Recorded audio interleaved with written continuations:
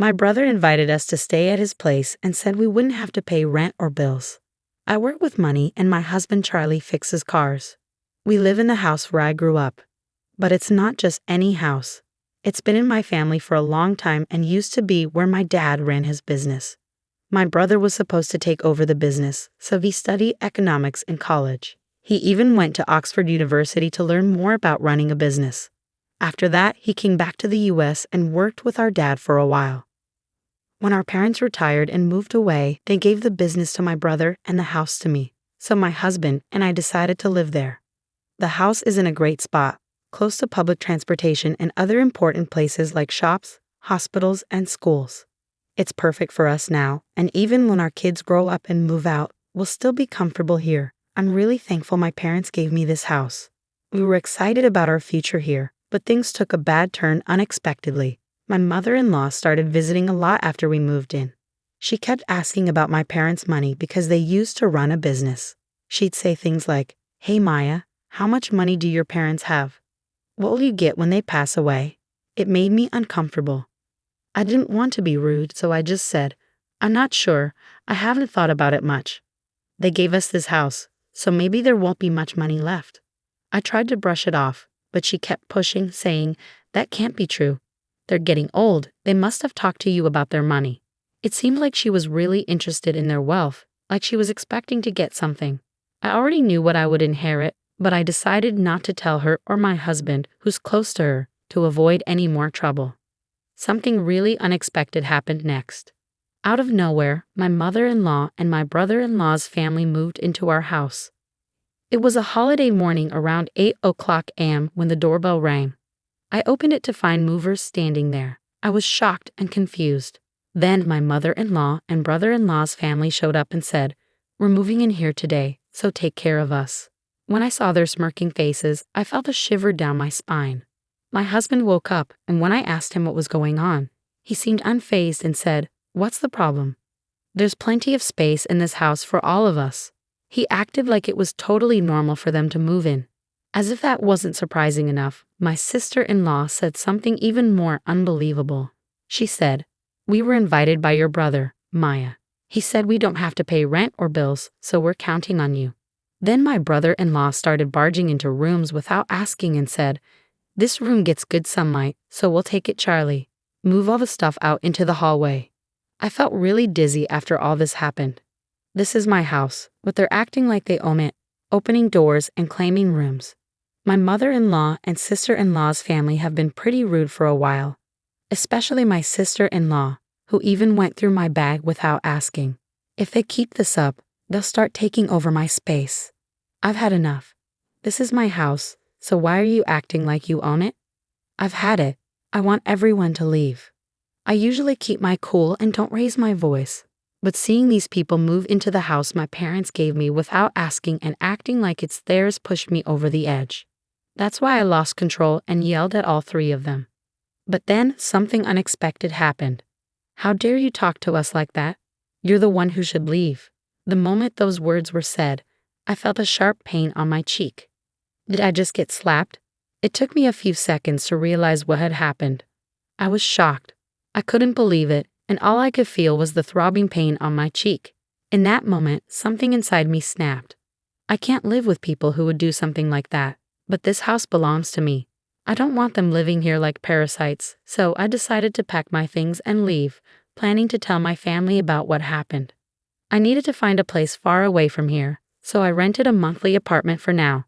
I'll have to commute to work from there. As soon as I told my parents about what happened over the phone, I could sense their anger, even from a distance, especially from my dad. He's always been very caring and has adored me and my brother. As a CEO, he was strict, but as a father, he was always kind and ready to help us out of any trouble. I didn't want to drag my parents, who were just about to retire, into this mess, but I had no choice because my rightful home was being taken away from me. While I stayed in the monthly apartment, I was sure that my husband and his family were making themselves comfortable in my house. So I decided to take action based on suggestions from my brother and father. A few days later, during my break, I checked my phone and saw dozens of missed calls and messages from my husband. I knew exactly why he was trying to reach me. I took action and called the water and electric companies to shut off the utilities. Our house relies completely on electricity, and without it, nothing works. We haven't set up solar panels yet, so there's no other way to get power. Since it's really hot right now, living without electricity and water must be tough. My husband's calls were probably about dealing with this situation. Just as I was about to ignore his call, my husband rang again, perfectly timed with my break. Hey, what's going on? There's no power, and the water isn't running. Did you cut off the electricity and water? I could tell from his voice that he was in a panic. The house belongs to me, so now that I'm not living there, it wouldn't make sense to keep the electricity and water running, right? That's why I had them shut off. If I kept the utilities on, I'd have to pay the bills even though I'm not living there. I can't agree to that, so I naturally had them turned off. When I explained this to my husband, he got really angry and insisted that I turn the services back on right away. But just because he wants me to doesn't mean I'm going to agree. I get it. If they want to renew the services, they should pay for it themselves. But whenever this comes up, they always say things like, "It's your house, so you should foot the bill." Their words and actions don't match. Anyway, I have no plans to renew the contract or tell them to leave the house immediately. I simply hung up the phone after saying that as my break was ending. Later on, my mother-in-law, sister-in-law, and brother-in-law all called me saying the same thing. They wanted me to reconnect the electricity and water because their room was too hot and uncomfortable, and it was inconvenient without water. But these were their problems, not mine. After listening to their complaints, I told them to deal with it themselves and hung up. I thought they were just being greedy and hoped they'd give up and leave soon. Even after a week went by, there was no sign of them leaving.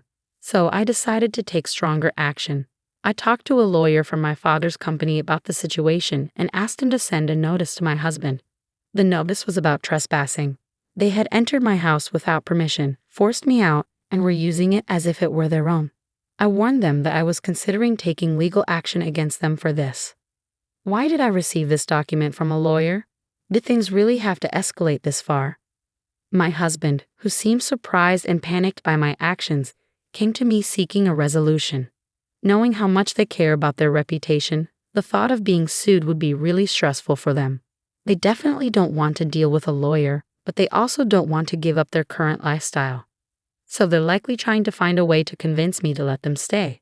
I can see through my husband's intentions very clearly, but I couldn't bring myself to listen to their pleas, so I didn't give in to my husband's requests. My husband finally exploded in anger, forgetting he was at work, and yelled at me, "Stop it. Just because we're being a bit sneaky doesn't mean you can act all high and mighty. Go back to how things were and drop the lawyer." Despite his loud outburst, I remained unaffected. Instead, I felt annoyed by his call, thinking, who does he think he is, taking over someone else's house?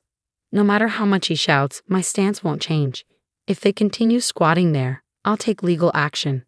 They better think twice before acting. Even as my husband continued yelling over the phone, I ignored him and hung up. It felt like a waste of time. I had already discussed divorce with my lawyer. When I got home, I saw missed calls from my mother-in-law and sister-in-law, but I knew they'd only try to settle things. I didn't want to waste any more time, so I blocked their numbers to avoid further calls. After the threat of legal action, my husband's prideful family couldn't bear the thought of being sued. They packed their bags and left the house. With the lawyer's help, the divorce negotiations went smoothly.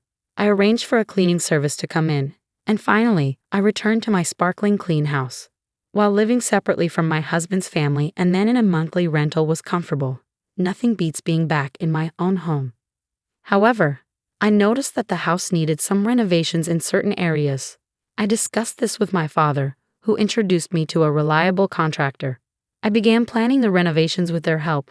Living alone is really comfortable. I enjoy the freedom of not being tied down by anyone else. I found myself enjoying the freedom of my current life. I could lounge on the sofa without anyone scolding me, eat whatever I wanted without judgment.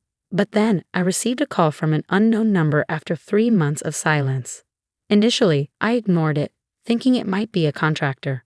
However, when the calls persisted, I reluctantly answered, only to find it was from my ex-husband, from whom I had recently divorced with the help of a lawyer. We had made a pact to never contact each other again. So why was he calling now, especially after changing his number? We had agreed through our lawyers to stay apart for good. There was nothing left to discuss, so I asked him not to contact me again. Just as I was about to hang up, he pleaded, "Please just listen to me for a moment. I'm begging you." Despite my reluctance, he began speaking without my consent. It turned out his company was facing a severe financial crisis and they had decided to reduce his salary. Moreover, my mother-in-law's health was failing, rendering her unable to work. My sister-in-law and her husband couldn't contribute much to the household expenses due to his unstable job situation. Although my sister-in-law was working multiple part-time jobs, most of her earnings were going towards paying off her husband's debts. My ex-husband was struggling to make ends meet, and with his salary cut, things were only going to get tougher. After hearing all of that, all I could think was, okay, so what? They barged into my house without permission, did whatever they wanted, and even tried to kick me out.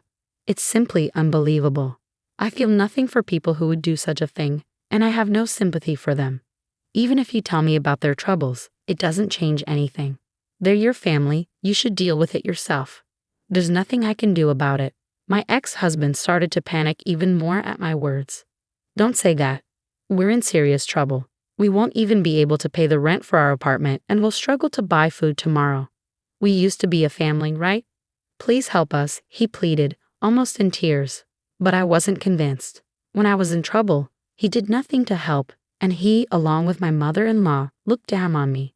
Just like her, my sister-in-law and brother-in-law always belittled me. They insulted me for my appearance or my old-fashioned views. They didn't care how much it hurt me. My mother-in-law not only made things worse, but she also pressured me to have a baby as soon as possible. She forced strange herbal medicines on me, booked unnecessary doctor's appointments, and spread rumors to the neighbors that I was unable to conceive. Looking back, there wasn't a single positive aspect to my marriage. My ex-husband, who used to be kind before we got married, became a puppet under my mother-in-law's control after the wedding. On the first day my mother-in-law barged into our house, I was out for an appointment. She cried to my husband, saying she wanted to be friends with me, but the moment we met, she would badmouth me. She'd say things like, "My son seems to have lost weight. Is it because your cooking is so bad?" Whether we were at home or out, my sister-in-law and brother-in-law would join in, laughing at me. I can't deal with people who behave like this anymore. No matter what you say, my feelings won't change. I can't help you guys, so I'm going to hang up now. And please never contact me again. With that, I finally hung up the phone and blocked the new number. Knowing my ex-husband, he might change his number and try to contact me again. So I decided to change my phone number at the store over the weekend. But before that, those four broke the promise made through the lawyer and suddenly showed up at my house at 11:00 p.m. "Open up, let us in, and take care of us. We're family, you should help us." They were banging on the door, yelling loudly without considering the late hour. "What's going on at this time? Please go back home, you're disturbing the neighbors." When I went to open the door, they seemed ready to force their way in. So I tried talking to them through the intercom, but they didn't care. They continued banging on the door and causing a commotion. I couldn't believe I was dealing with people behaving so recklessly. I felt overwhelmed and considered calling the police when I heard sirens approaching from outside. It seemed a neighbor had taken the initiative as soon as they heard the police sirens. The group, startled, thought I had called the police and attempted to flee. However, with a crowd gathered, escape wasn't an option. Consequently, they were escorted to the police station by the responding officers. I was questioned about the incident and I explained everything that had transpired. News of my ex-husband and his companion's actions spread rapidly in the neighborhood. Among the crowd was a co-worker of my ex-husband's, and by the next day, the entire office was aware of the situation.